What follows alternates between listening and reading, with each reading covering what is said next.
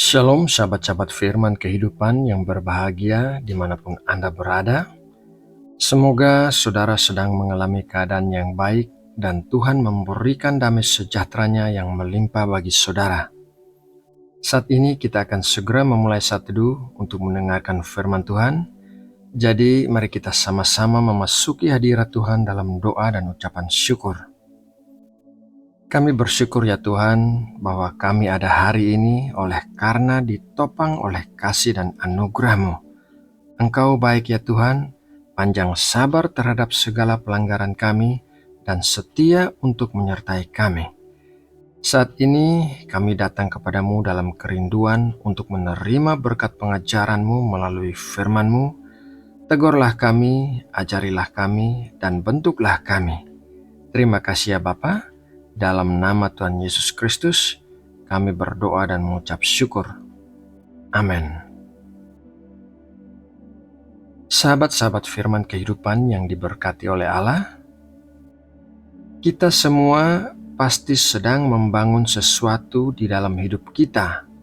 Apakah itu membangun pernikahan yang bahagia, membangun kehidupan doa yang konsisten, membangun karir dalam pekerjaan, dan lain sebagainya.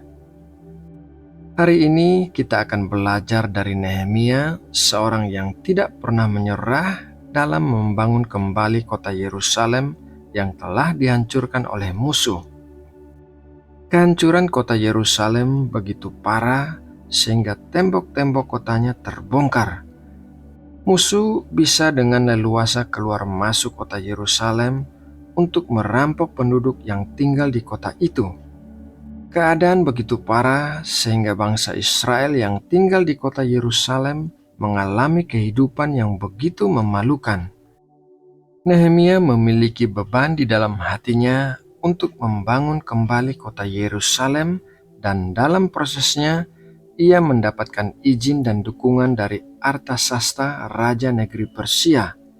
Akan tetapi, saat Nehemia sudah sampai di kota Yerusalem untuk membangun kembali tembok kota itu, ia segera mendapatkan tantangan. Mari kita baca Nehemia 4 ayat 1-3. Ketika Sanbalat mendengar bahwa kami sedang membangun kembali tembok, bangkitlah amarahnya dan ia sangat sakit hati. Ia mengolok-olokkan orang Yahudi dan berkata di hadapan saudara-saudaranya dan tentara Samaria, "Apa gerangan yang dilakukan orang-orang Yahudi yang lemah ini? Apakah mereka memperkokoh sesuatu? Apakah mereka hendak membawa persembahan? Apakah mereka akan selesai dalam sehari? Apakah mereka akan menghidupkan kembali batu-batu dari timbunan puing yang sudah terbakar habis seperti ini?" Lalu berkatalah Tobia orang Amon itu yang ada di dekatnya, "Sekalipun mereka membangun kembali, kalau seekor anjing hutan meloncat dan menyentuhnya, robohlah tembok batu mereka." Apa yang dialami oleh Nehemia merupakan gambaran tentang apa yang juga kita alami. Di saat kita sedang membangun sesuatu di dalam hidup kita yang sesuai dengan kehendak Tuhan, maka kita pasti akan mendapatkan tantangan dari orang-orang di sekitar kita, entah itu berupa olok-olok atau hinaan. Mengalami hal-hal seperti ini tidak boleh membuat kita patah semangat atau menyerah dalam proses pembangunan yang sedang kita lakukan. Tetapi sebaliknya, kita harus berpikir bahwa setiap hal yang besar pasti akan mendapatkan musuh dan tantangan, karena tidak semua orang suka melihat kita mengalami kemajuan di dalam hidup kita. Terkadang orang mengolok-olok dan menghina apa yang sedang kita lakukan karena mereka merasa iri dan cemburu. Mereka ingin melakukan apa yang sedang kita lakukan, tetapi mereka tidak bisa melakukannya. Jadi mereka berusaha membuat kita berhenti untuk membangun sesuatu yang baik di dalam hidup kita. Terkadang orang mengolok-olok dan menghina apa yang sedang kita lakukan, karena sebetulnya di balik mereka ada kuasa yang lebih besar yang sedang mempengaruhi mereka, yaitu kuasa dari iblis Saat iblis melihat bahwa kita sedang membangun sesuatu yang baik di dalam hidup kita, ia akan berusaha menggagalkan hal itu. Iblis tidak ingin kita mengalami kemajuan di dalam hidup kita. Oleh karena itu, ada dua hal yang bisa kita lakukan untuk terus membangun hal-hal yang baik di dalam hidup kita, yaitu hal yang pertama adalah teruslah membangun.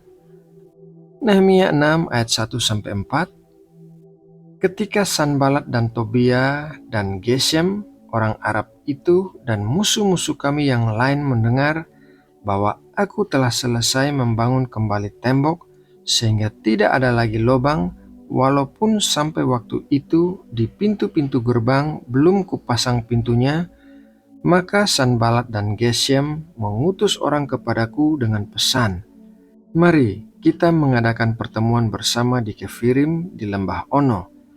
Tetapi mereka berniat mencelakakan aku. Lalu aku mengirim utusan kepada mereka dengan balasan, "Aku tengah melakukan sesuatu pekerjaan yang besar. Aku tidak bisa datang. Untuk apa pekerjaan ini terhenti? Oleh sebab aku meninggalkannya dan pergi kepada kamu." Sampai 4 kali mereka mengirim pesan semacam itu kepadaku, dan setiap kali aku berikan jawaban yang sama kepada mereka.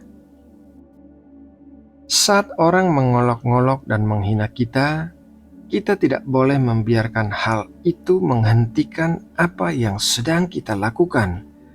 Bukan hanya mengolok-ngolok dan menghina, tetapi terkadang musuh berusaha berbicara kepada kita yang kelihatannya seperti memberikan saran yang baik kepada kita, tetapi sebetulnya hal itu bisa mencelakakan kita. Jadi, selain terus membangun, kita juga membutuhkan hal yang kedua, yaitu bergantung pada kuasa Roh Kudus. Roma 8 ayat 12-13. Jadi saudara-saudara, kita adalah orang berhutang, tetapi bukan kepada daging supaya hidup menurut daging. Sebab jika kamu hidup menurut daging, kamu akan mati. Tetapi jika oleh Roh kamu mematikan perbuatan-perbuatan tubuhmu, kamu akan hidup. Mengandalkan kekuatan kita sendiri untuk membangun hal-hal yang baik di dalam hidup kita akan membuat kita gagal. Akan tetapi, apabila kita mengandalkan kekuatan Roh Kudus untuk menopang kita, maka kita akan berhasil dalam proses pembangunan itu. Roh Kudus akan memberikan hikmat bagi kita bagaimana cara kita membangun dan bagaimana agar kita terus bertahan terhadap setiap tantangan yang muncul. Sahabat firman kehidupan yang dikasihi Allah, Nehemia berhasil menyelesaikan pembangunan tembok kota Yerusalem, bahkan hal itu diselesaikannya dalam waktu yang sangat singkat. Nehemia tidak bergeming dengan olok-olok dan hinaan yang diterimanya, melainkan ia terus bergantung pada kuasa Tuhan yang memampukan ia untuk menyelesaikan pembangunan itu. Jadi, belajar dari kisah Nehemia, marilah kita terus membangun hal-hal yang baik di dalam hidup kita, meskipun kita mendapatkan tantangan dari orang-orang di sekitar kita. Nah, sahabatku, demikianlah renungan firman Tuhan hari ini. Semoga Roh Kudus mengurapi pikiran dan hati kita untuk berpikir seperti Kristus dan memiliki kasih dan belas kasihan seperti Kristus. Mari kita berdoa untuk menutup renungan ini. Allah Bapa kami yang bertahta di sorga yang mulia, kami mengucap syukur buat roti dan air rohani yang baru saja kami terima. Berkat-Mu selalu tersedia melimpah bagi kami yang bertekun mencari wajah-Mu. Terima kasih ya Bapa, materaikanlah apa yang kami dengarkan di dalam hati kami, dan berikanlah pertumbuhan dari setiap benih firman-Mu yang kami terima, agar bisa bertumbuh dan menghasilkan buah-buah di dalam hidup kami. Kami bersyukur ya Allah buat setiap anugerah dan hal-hal yang baik yang kami terima dari-Mu. Dalam nama Tuhan Yesus Kristus, kami berdoa. Amin.